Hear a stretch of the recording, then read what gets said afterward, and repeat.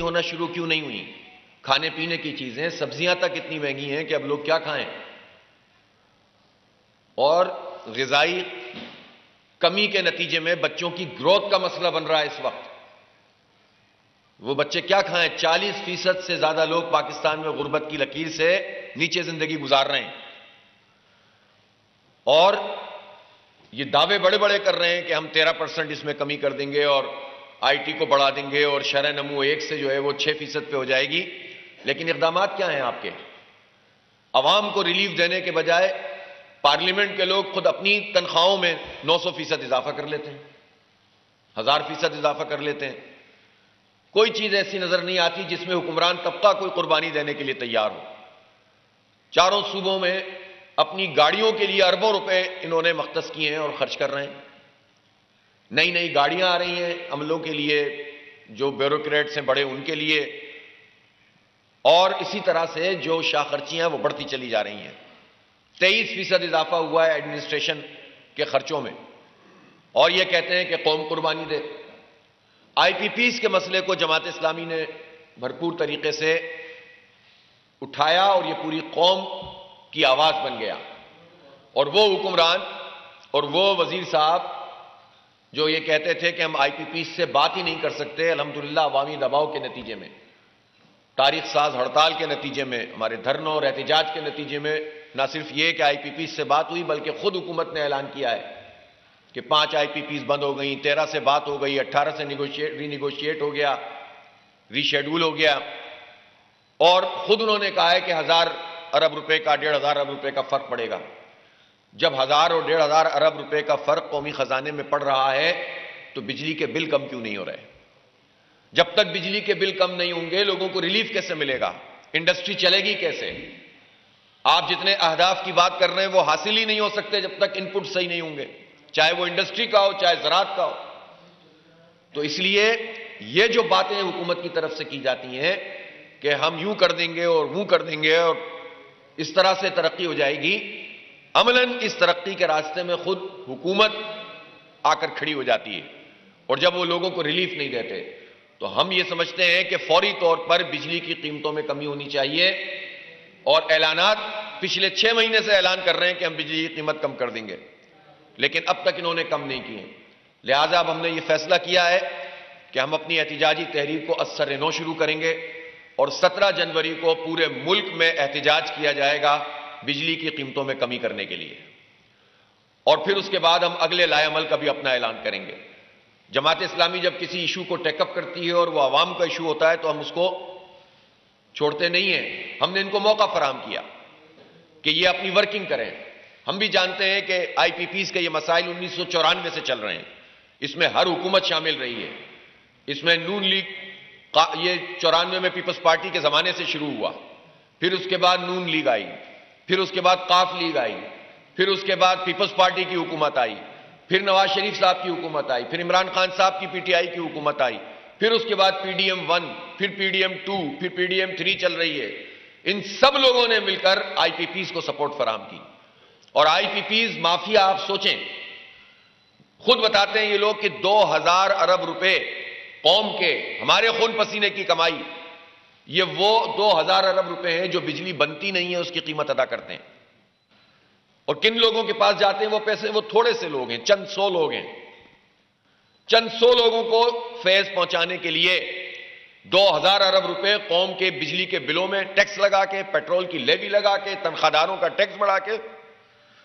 کھانے پینے کی چیزوں پر سیلز ٹیکس لگا کے، اور طرح طرح سے لوگوں کو جیبوں پہ ڈاکہ ڈال کے، غریبوں اور مڈل کلاس لوگوں کو برباد کر کے، صنعت کاروں کو تباہ کر کے، یہ چند لوگوں کو 2000 ارب روپے دیتے ہیں۔ اور پھر اس کے بعد صرف یہی نہیں ہے بلکہ ان آئی پی پیز کو انکم ٹیکس سے بھی مستثنا کر دیا، اور ہزاروں ارب روپے وہ اس طرح بھی کھاتے ہیں۔ 2017-18 تک تو اس کا ریکارڈ آتا تھا، اور 2017-18 کے بعد اس کا ریکارڈ بھی نہیں آتا۔ یہ ملا جلا کر رپورٹیں پیش کر دیتے ہیں، پتہ بھی نہیں چلتا کہ مافیاز کی جیب میں کتنے پیسے جا رہے ہیں اور کتنا پیسہ یہ ہمارا کھا رہے ہیں۔ وہ انکم ٹیکس نہ دیں، تنخواہ دار لوگ انکم ٹیکس دیں، ان کے اوپر آپ لگاتے چلے جائیں۔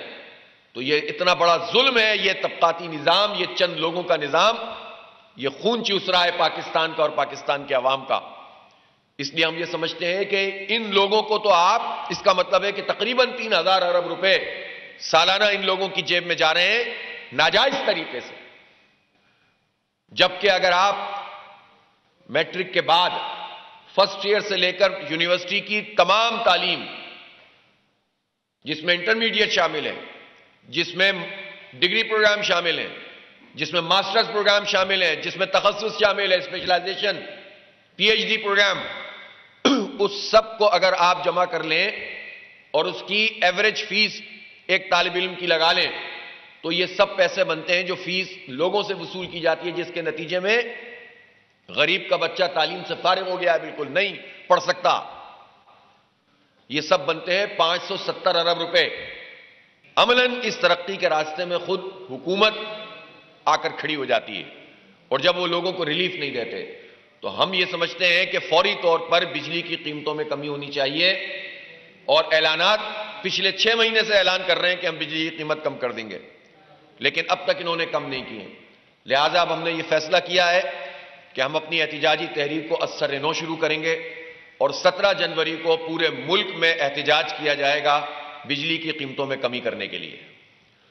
اور پھر اس کے بعد ہم اگلے لائے عمل کا بھی اپنا اعلان کریں گے. جماعت اسلامی جب کسی ایشو کو ٹیک اپ کرتی ہے اور وہ عوام کا ایشو ہوتا ہے تو ہم اس کو چھوڑتے نہیں ہیں. ہم نے ان کو موقع فراہم کیا کہ یہ اپنی ورکنگ کریں. ہم بھی جانتے ہیں کہ آئی پی پیز کے یہ مسائل 1994 سے چل رہے ہیں، اس میں ہر حکومت شامل رہی ہے. اس میں نون لیگ یہ 94 میں پیپلز پارٹی کے زمانے سے شروع ہوا، پھر اس کے بعد نون لیگ آئی، پھر اس کے بعد قاف لیگ آئی، پھر اس کے بعد پیپلز پارٹی کی حکومت آئی، پھر نواز شریف صاحب کی حکومت آئی، پھر عمران خان صاحب کی پی ٹی آئی کی حکومت آئی، پھر اس کے بعد پی ڈی ایم 1، پھر پی ڈی ایم 2، پھر پی ڈی ایم 3 چل رہی ہے. ان سب لوگوں نے مل کر آئی پی پیز کو سپورٹ فراہم کی. اور آئی پی پیز مافیا، آپ سوچیں، خود بتاتے ہیں یہ لوگ کہ 2,000 ارب روپے قوم کے، ہمارے خون پسینے کی کمائی، یہ وہ 2,000 ارب روپے ہیں جو بجلی بنتی نہیں ہے اس کی قیمت ادا کرتے ہیں. اور کن لوگوں کے پاس جاتے ہیں وہ پیسے؟ وہ تھوڑے سے لوگ ہیں، چند 100 لوگ ہیں.